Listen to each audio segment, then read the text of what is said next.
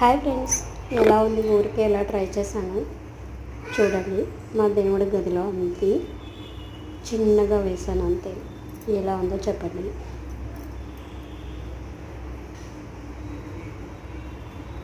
చూడండి, రెడ్ ఇంకా అది నేవీ బ్లూకి కొంచెం లైట్ కలర్ అనమాట. గ్రీన్ వేయలేదు.